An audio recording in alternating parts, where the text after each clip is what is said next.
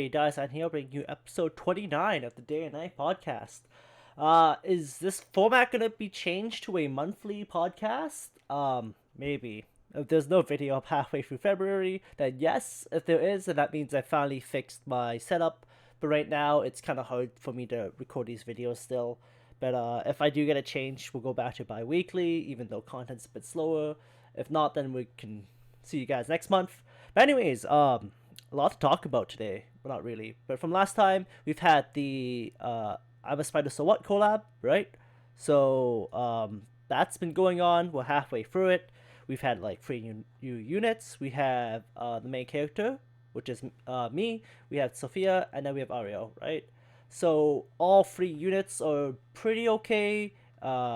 Main protagonist, me, is kind of like a debuffer who has a lot of self-sustain, has that courage passive, revives of HP, has lifesteal on the AoE. So very kind of like better version of Najik and Toma. I'd say probably, because she's kind of fallen off ever since she's come out. We've also have Ariel, which is the demon lord from the show, if I remember correctly. She has cleanse all debuffs, which is a shame because she can't use it when she's paralyzed or asleep or sealed, which is kind of a shame. But like cleanses everything else, so that's kind of nice. And then she has an AoE skill. She's an alright DPS with intimacy. She hits about 9k, I think, and it's not super turbo awful. And then the last one, Sophia, another DPS, some AoE, some sustain. Not much else to really talk about. I think all units are pretty okay. Nothing too meta-definingly broken. I'd say definitely pull for it if you're a fan of the show, because I think that's what all callouts are meant for, right? To give you a bit of something else in an Overlord game. Because we're not running out of ideas or anything, right? Besides that, we have the Undead. The Undead is pretty okay. It's 3 waves. I cleared it a second time this morning just to like jog my memory on it. But first wave, you just have to kill Kikaitis, Albedo, and Sebas. Sebas has taunt. He has damage reduction he can bring up. Kikaitis has health regen, so he'll heal about 20,000 HP a turn. So that's kind of like the DPS check. And Albedo is just there to throw sleep and other AoE damage on you. I think I murdered like Sebas, and then Albedo, then Kikaitis, and then move on to the second wave. The second wave is like slightly like not as bad, I think, because that one was, if I remember it correctly, or if I don't even remember it correctly, I don't think it was super awful. Is it like, I think it was Sophia, or was that the last wave? Was there only 2 waves? No, there was 3 waves. That's guaranteed 3 waves. Man, my memory's actually awful from this morning. Whatever. I'll skip the second wave. The third wave is pretty much Kumo, Sophia, and Toma, and then like, and Toma's just there to buff everyone, and then Kumo's the debuff you, lifesteal. Kumo heals about 40,000 HP a turn, so that's a DPS check on the third wave, and then Sophia also just AoEs you, and then it's not fun because I think you just kill. I think I killed like Sophia and Toma, and then Kumo. And I think the big problem with that is they have evade. They have base evade. And Toma gives damage reduction, so you've got to like kill her first. Kumo is like a giant DPS check, and then oh yeah, third wave had Irons. Yeah, Irons and 2 other people. Not fun. You just nuke Irons because he does he AoEs the crap out of you, and that's not fun to deal with. But yeah, no, pretty straightforward Undead. Big issues are, I think, the DPS checks, base evasion. So aim relics are really good for your units so that you end up hitting all the enemies. You either can run a thing that causes recovery down to make the DPS check bar lower. We got a few units who do that now.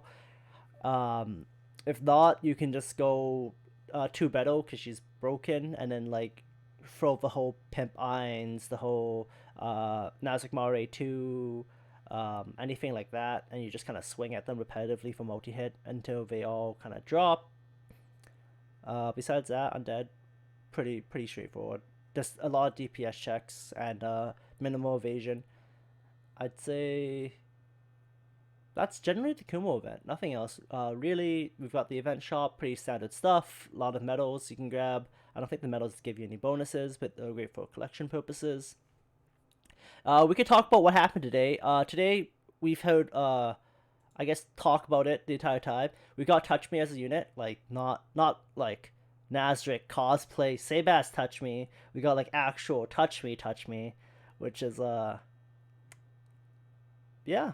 I guess he was someone that like a lot of people wanted, and now he's a unit. They've made him Heart Tank. At max intimacy, he has a lot of base HP. His attack is not awful for a tank, 7k. That's actually kind of close to kind of like weaker buffer debuffers, like enchanters. Defense is pretty good for a tank, 54. I can't say it's like uber high, like now Fumi's I think it's still a bit higher, but it's still pretty up there in terms of defense. And he has 409 speed, so he's actually at like the old base speed for like a DPS unit. Because I think 400 to 410 is a good base speed without any passives. Because enhancers are generally about 440 with speed enhancements with like 10% or 15% speed. So he's just fast enough where he can act generally after your main DPS if you just control relics. Because this instance we're not really going to talk about, but we'll talk about his kit because there's a lot of people who have kind of like difficulty understanding how it works. So his first skill is just damage and gives himself a Justice Mark, and then we'll explain what Justice Marks are after. Second skill is his reduction, right? So he's 60% damage reduction for turns, defense up, attack up. You need this so because he's a tank, and with damage reduction, he's gonna like bend like paper. So you do need to keep that up on him.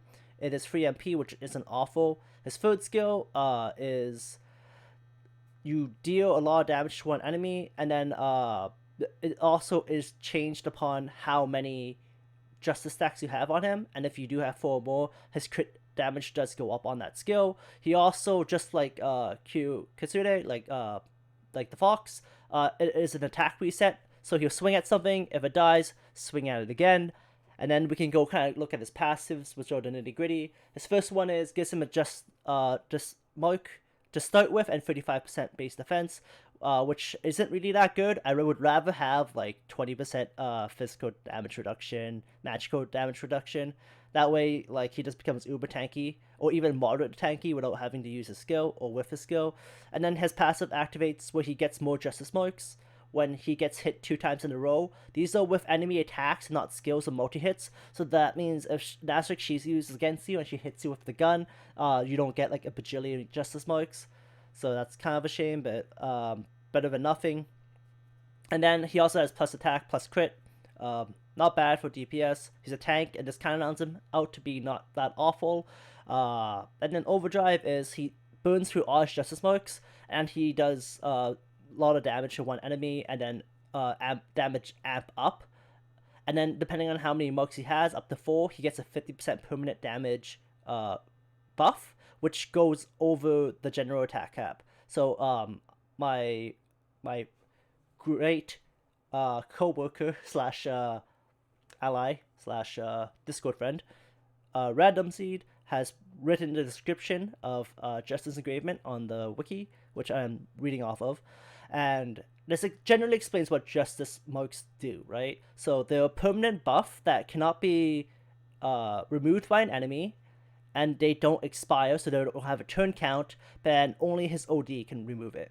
So at 1 mark, it gets 10% attack, 150% provoke, so that means he's like a Gen 1 bad taunt unit. That's like OG Sabas taunt. At 2 marks, he gets 20% attack, then he becomes like a regular tank, Gen 2 tank, like Yuri provoke levels, right? But it's 210, if that number's correct. That means slightly better at drawing aggro than all the Gen 2 tanks. And then at 3 marks, he's 300%, that's darkness levels of provoke, and then a 30% attack buff, and then 4 marks, 50% attack buff, 400%. At this point, this might as well just be cover, which is nice because it runs the plus minus of cover's issue with cover doesn't work if you're stunned or paralyzed. So hopefully this makes him better. So at 4 marks, he has a God Provoke, and then you just slap on his damage reduction, and then you have a guy who will always draw aggro and do 60% less damage to himself. If you want him to be slightly tankier too, I recommend either throwing the damage reduction relic that gives you 10% magic, 10% physical. That way it won't mess with his reduction as well. And then that brings you to 70%. If you feel that's a bit overkill, then there's a lot of good health regen relics we got out there. We got the new brain relic that gives you 20% HP regen a turn. We got the Lup relic that gives you regen as well and a bit more attack if you want him to be a bit more DPS based. With popping his OD once, ideally what you do is the OD buff doesn't expire. So you just get 4 stacks of Justice, blow OD once, then get 4 stacks of Justice again, and then he's just permanently swinging for some good DPS. But yeah, no, that is Touch Me, and I think like aesthetically, I always thought it was cool. And then I guess just for this video, if I've set this up correctly, then I'm gonna go pull for Touch Me and see if I can get him or not. So hopefully I get him, and then I'm gonna power level his skills. If not, then that's a shame if I don't. But I got a loading bow, so like, hopefully that means something new.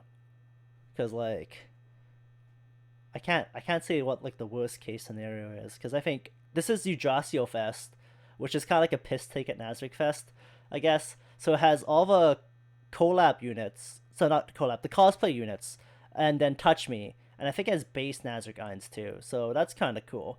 I think we're getting more of these in the future.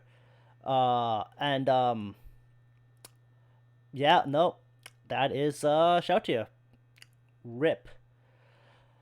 But yeah, no. So that means a lot of the strong Nazarick units, because I think Mare, Aura, Demiurge, they're all not bad. They're like all like A, B units, and they're really like strong at like kind of like the niches they fill.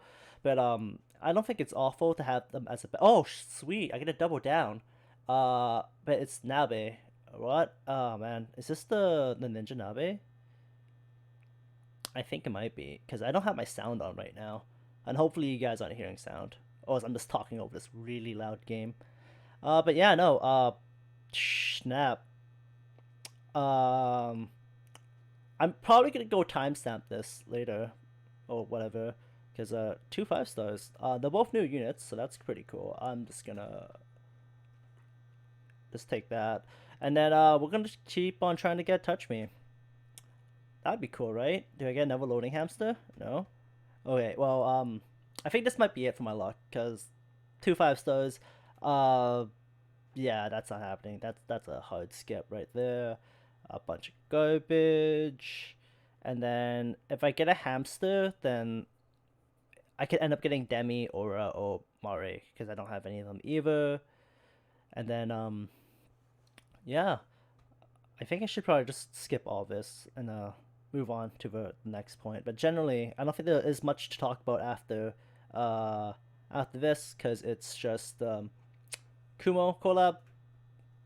Justice has arrived.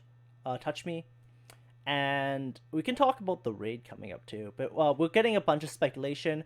Feel free to come by the Discord on our Mask for the Dead JP channel. We're talking about all the stuff that's coming out soon. We've got like a anniversary raid coming up. We got like the anniversary speculation about like what's coming out in terms of like how many Chaos Stones are given out, and what else we got on the horizon, right? Besides that, I think that might be it, right? Cool. I'm probably gonna go burn these off stream, but hopefully I pull Touch Me later. But it looks like I didn't get that lucky live. But I think that about wraps it up. Yeah. So thank you so much for watching this episode of the Day and Night Podcast, and hopefully we come back in 2 weeks or a month, and we can talk about all the cool stuff happening later. Definitely when anniversary hits up though, I'll drop another video just before that. Besides that, peace.